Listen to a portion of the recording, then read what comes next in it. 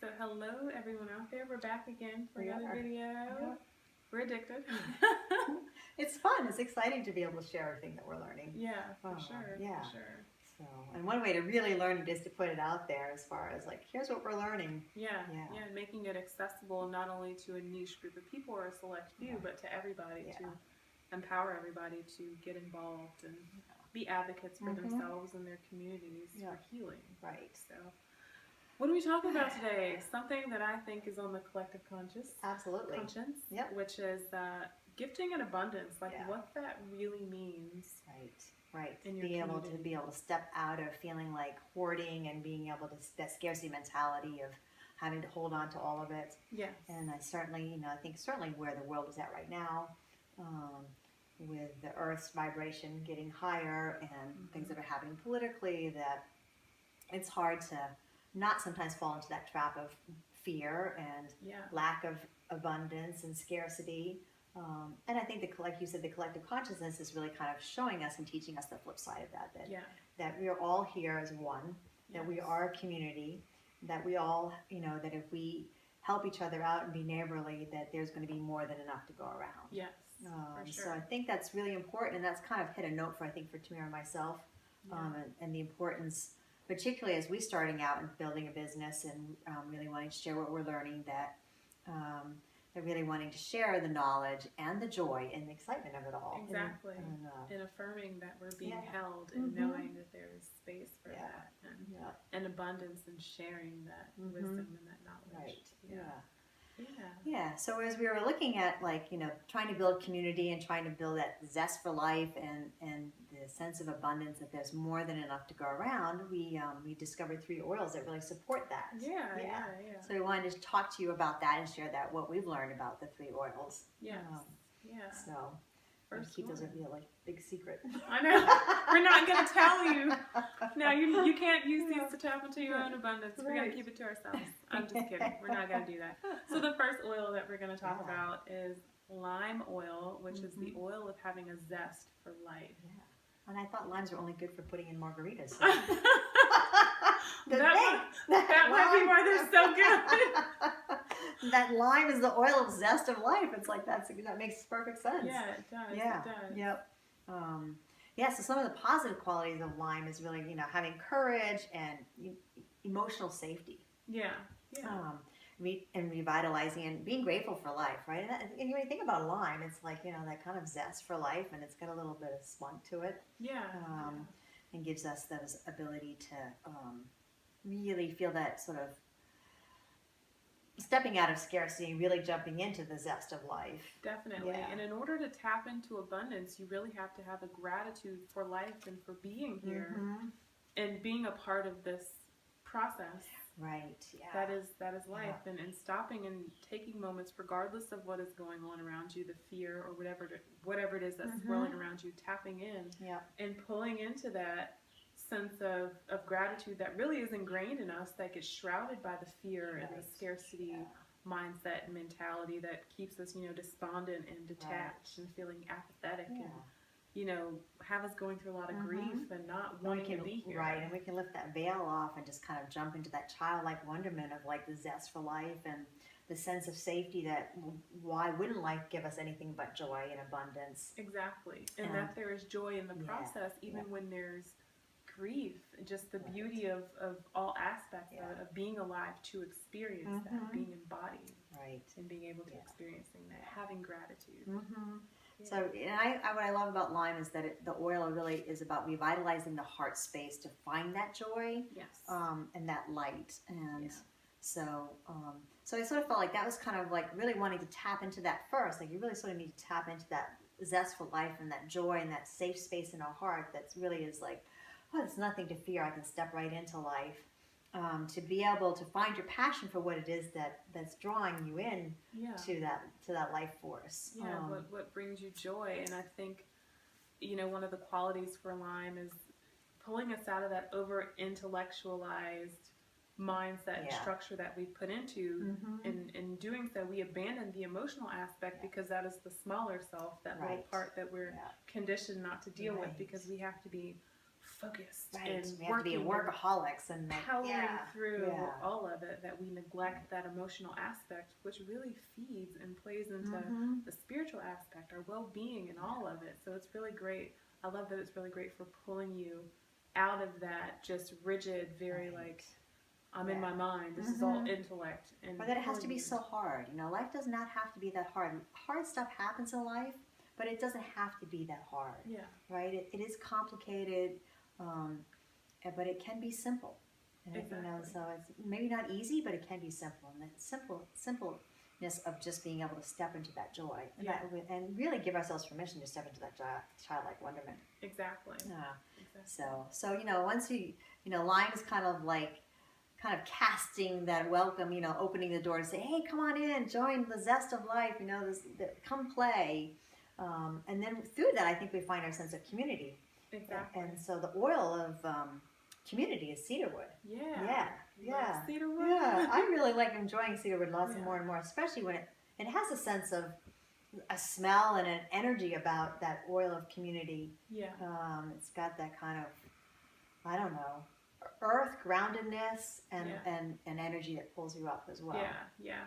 I think, you know, a lot of the tree oils tend to have that very grounded, but true. This has got a bright note to it that I really just appreciate. And we have cedar around the house. You know, you have the cedar closet. I keep cedar shavings. I've used them as like offerings, you know, in ceremony as gifts and everything. And I just love the way that it smells, just the grounding and the brightness of that oil. And I think that it's so important when we begin to think about tackling and discussing abundance and embodying it, that we are fully aware of a sense of community, you know, that we're not by ourselves, as, you know, we're conditioned to think or to act from a place of I can do it myself. Right, and I that need to be stoic ability self-reliant. of I need to do it all by myself, or individuality, and if I don't do it all by myself, then somehow I'm not doing it, you know, not doing it well enough or worthy enough, and somehow that we have to do it, and that being able to be supported by one's community makes life really easy, and there's like, you know, it's okay for things to be smooth and easy.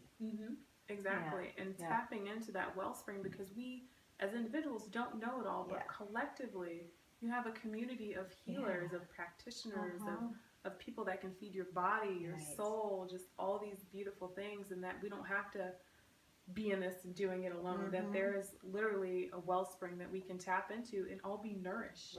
We can nourish each other. And we don't have to do it all, right? Exactly. It's like, you know, we have the butcher and we have the baker and we have the healer. Candlestick maker. You know, exactly. It's a kind of like, it's a childhood, you know, poem, but it is kind of that nature. And so cedarwood really kind of deepens those social roots of community and allows us to tap into that community. So that I think it's really important for us to recognize that if we're going to have a sense of abundance, we need to recognize that we're not alone and that we're able to share receiving and giving. You know, receiving help and giving help. Exactly. And there's a reciprocal give and flow there, and ebb and flow to it. Definitely. Yeah. You know, with abundance, it doesn't just stick with one person. It's a continuing, like you said, ebb and flow. Yeah. We're constantly giving and receiving, nourishing and being nourished. And, you know, we have to open our hearts. The line helps us do that, to receive those gifts of community. Yeah, I love that. It's a funny thought. The other day I was thinking about, I want to start running again. And I was like, so why is it so hard for me to run? And I was thinking about it. I was like, you know, I miss the community of group runs. Like being in, you know, the yoga classes I go to in Carborough with Paul and Summer. Like, I love the community aspect of doing that, sitting in ceremony, like the community aspect and just the energy that everybody else, you know, brings to that makes the experience so much richer, you know, and being open to that and just firming your roots and digging deep. Yeah, and I think as we're building this, you know, universal balance sanctuary that is about pulling in community and giving a space for the community to come and be welcome and be able to kind of go, you know, in this space, this is what we're offering. And being able to have that sanctuary, being able to kind of come in and feel like you belong and safe. That and was held, thing. right? Exactly. Supported and nourished. Like, I think that's really beautiful and really powerful, that sense of community. You think of communities rallying together and just being there for people when they go through grief. You know, just cooking meals and having a presence there for people, you know. Just finding the joy in everyday life, right? Exactly. Yeah. Exactly. Yeah. Celebrating. Right. And coming back to that simplicity of connecting and just sitting and being with someone and just enjoying their company. Exactly. Yeah. Finding the zest of life in that. Yeah. So it is. And through that community, I think we really get it deepens our roots, and it allows us to access that innate sense of abundance. Yes. Right? That there is more than enough to go around. That, you know, it's like you always hear, like, having children, you hear one child say, you know, do you love me more than you love my sister, right? Yeah.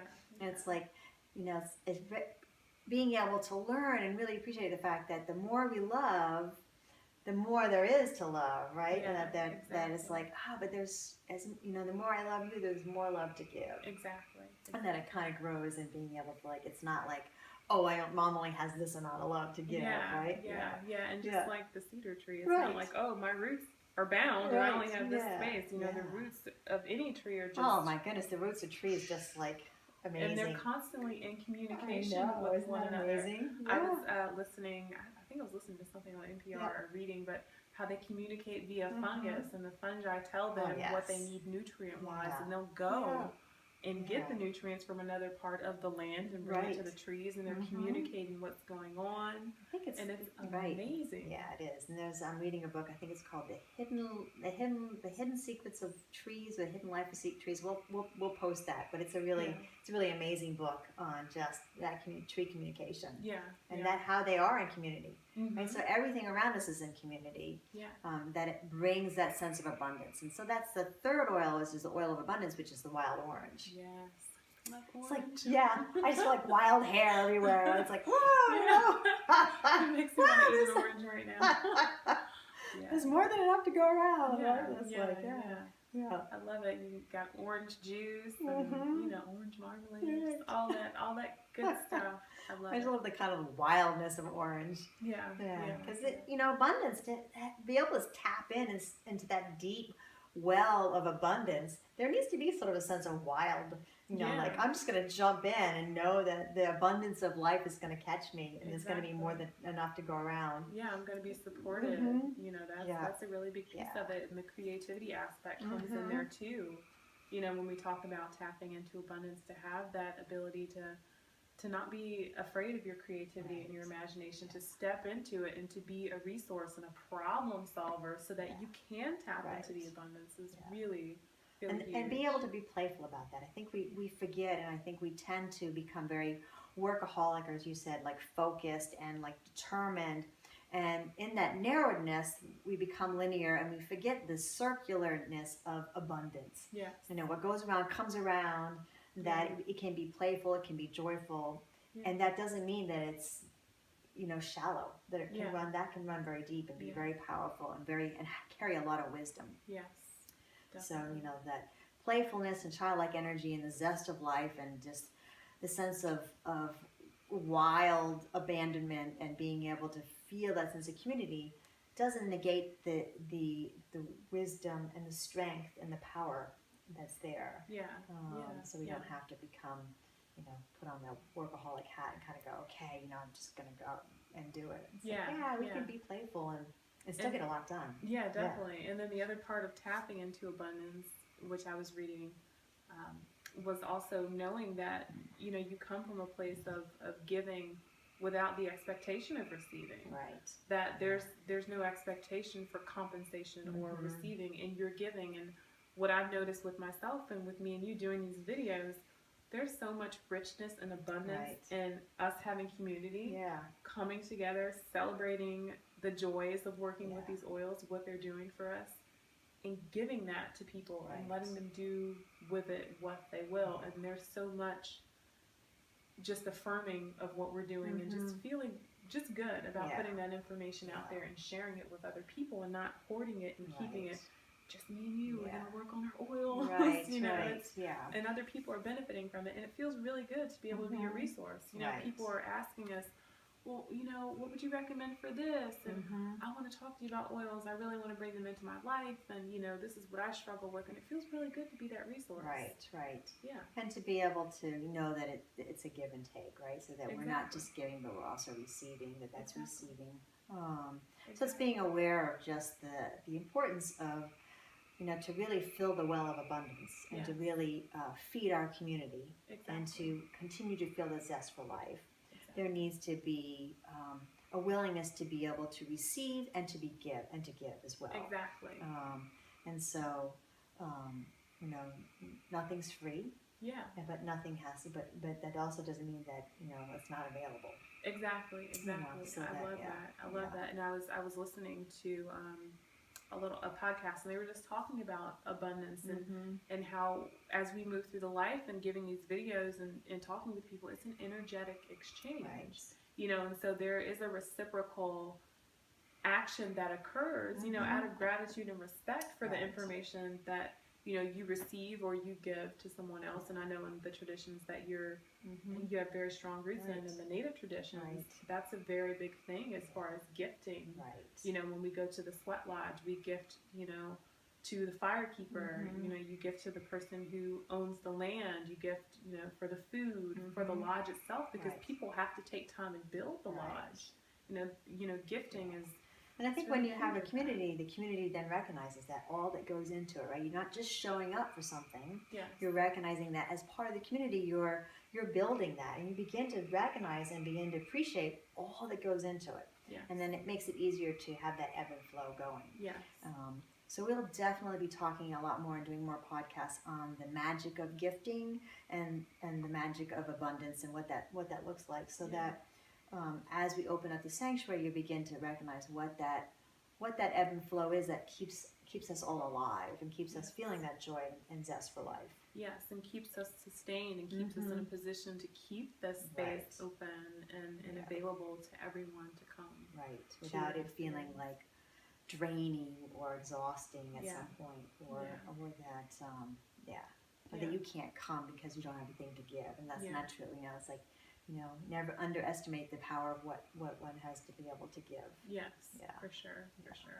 So I do want to mention a little quote, because it's so funny that we have been talking about doing this and we're now doing a video, but I received a teaching and ceremony here, I think this past year, in regards to that, and I just wanted to share a little quote, and I've posted it before, but just to reaffirm this whole notion of abundance and the fear that comes into play.